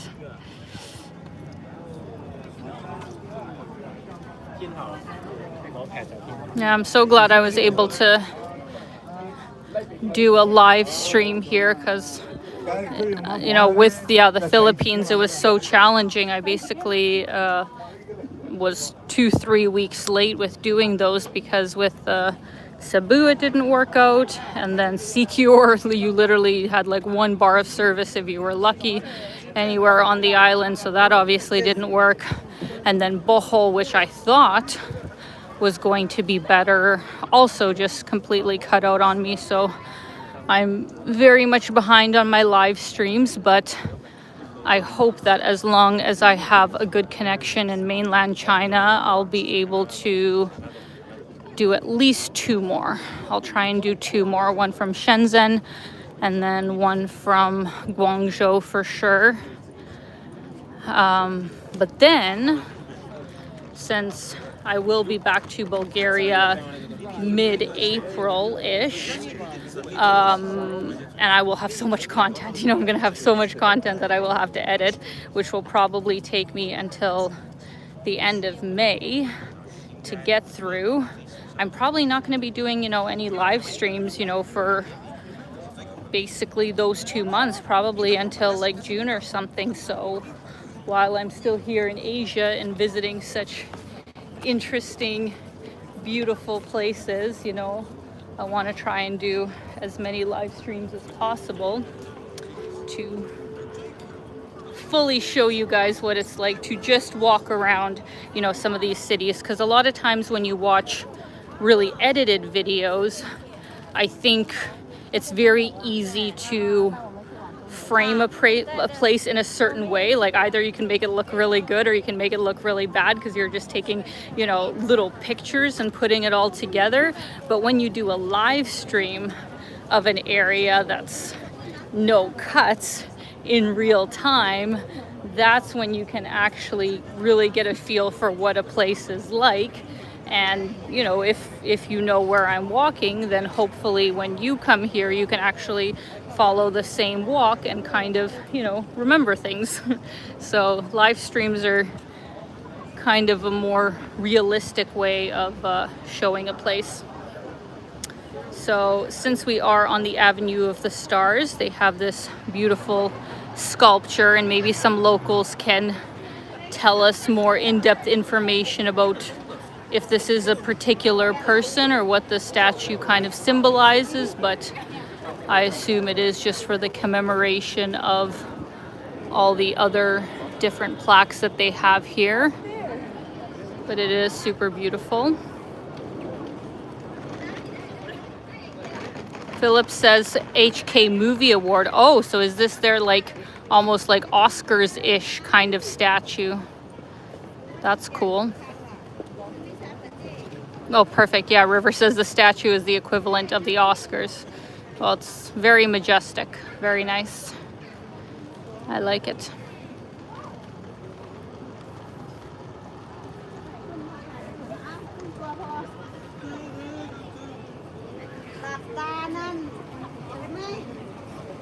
Hello from Trinidad and Tobago. Amazing. It's another place that I have not been yet. Oh,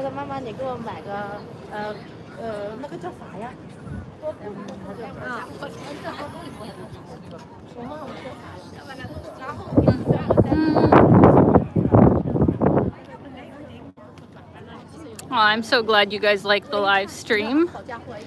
Very, very appreciative of you guys coming here. And yes, Jim, I too hope I will be able to talk tomorrow after a 2-hour stream. It will literally, actually, we're on 113 minutes, so in 7 minutes, it will have been 2 hours. And yeah, I hope I'll be able to talk because tomorrow I'm going to Shenzhen and I'm actually going to be filming, you know, my first impression, so I better be able to talk tomorrow.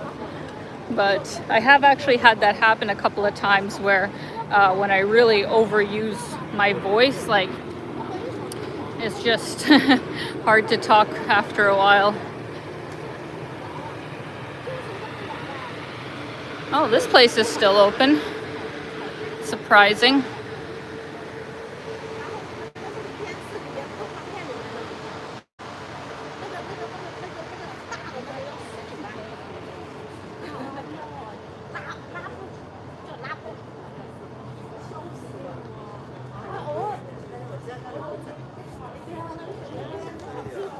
Got a cute little Ferris wheel on the other side with Central. I mean, it's not actually that little, it's just that the buildings beside it are like really tall. And here is the performance hall. I'm not sure what kind of shows they have going on here right now, but I think They have a range of different performances that can happen here, like everything from symphony to opera to maybe even ballet, I don't know, or like different kinds of singers or something. Locals, let us know.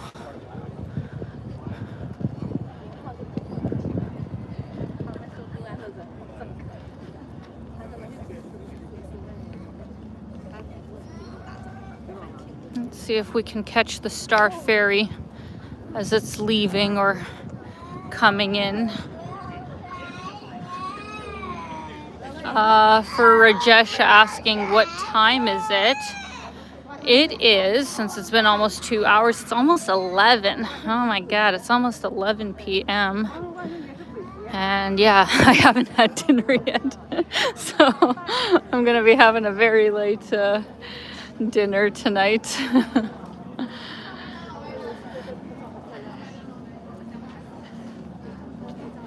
Here's the famous Kowloon Clock Tower. I believe this is from British colonial times. I'd say this is one of the most British looking things in Hong Kong.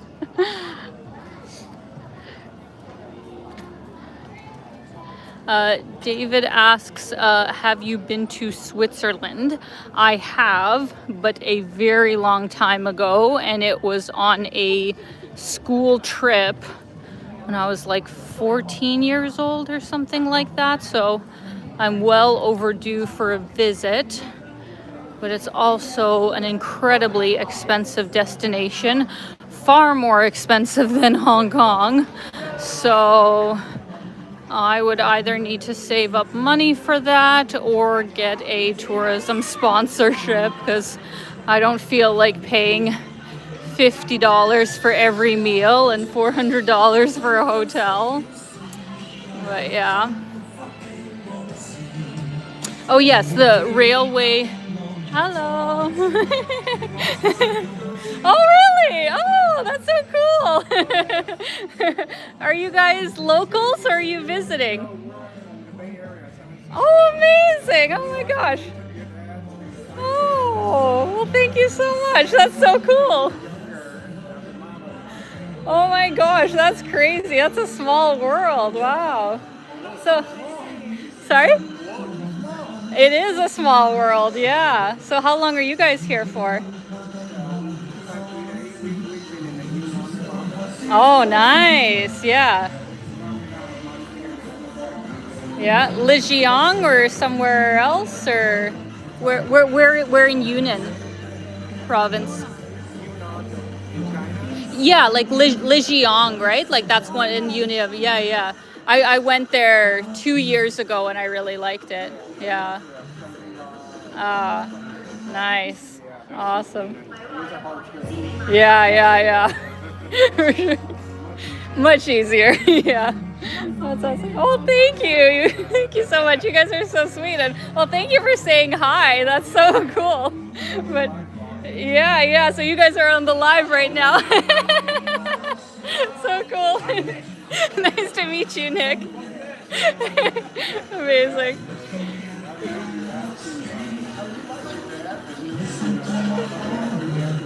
Yeah. Yeah, he is. Yeah.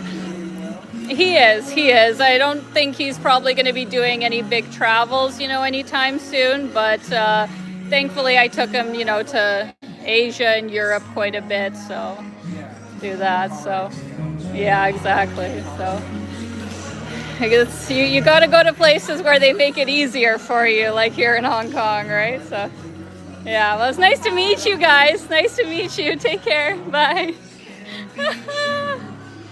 Oh my God, what a small world, guys. That is crazy. That is wild. I thought they were just like nice people, saying hi, for somebody live streaming, but they actually knew me. Oh my God, what a small world. So sweet. I love it. And yeah, if you guys ever see me on the street, definitely please say hi, unless you're some kind of crazy stalker person, then please don't. But almost everybody that has actually said hi to me always ends up being like them, like the nicest people. So I love it when you guys say hi. Always great to meet you. And yeah, the fact that like you know, what are the chances that people you know in a city of 7 million that you'd be in the same place at the same time? It's actually always boggles my mind when that sort of thing happens, but I love it when it does. Okay guys, so here's the Star Ferry, but it's not moving, but that's what it looks like. I don't know if there'll be one coming in fairly soon here, but it looks like it's a pretty quiet evening. Like, you know, I think Sunday night things are winding down, you know, everybody's going to bed, about to start another work week. So I think this is just going to be how it is for the night, guys. And I think I'm going to be signing off here because it's exactly 2 hours. It has been exactly 120 minutes since I started this live stream. It has been a blast, and what a perfect end of meeting those lovely people to cap it off. So thank you all so much for coming out. I loved all of your company. Thank you so much for these super chat, Shigeru. Thank you so much for coming out. And yeah, all of your support, guys. It means so much. Like, even though sometimes it's crazy, I will say, like, I have the best job I could ever ask for in the world, and I couldn't have it without you guys. So thank you all so much, and I hope I will see you next week. I hope there will not be any issues with my internet in mainland China. But yeah, if I do another live stream, well, it will be on the weekend most likely, and depends on the weather, but either Saturday or Sunday, probably same time as this one was, but I'll let you know in the YouTube community board at least a day or two ahead of time. So yes, I am going to get something to eat because yes, it is quite late, but I'm glad I was able to live stream and show you guys this incredible city. Absolutely love Hong Kong, would absolutely recommend you visit. But yeah, as always guys, I am sending you lots of love. Keep being your own kind of beautiful. Bye now.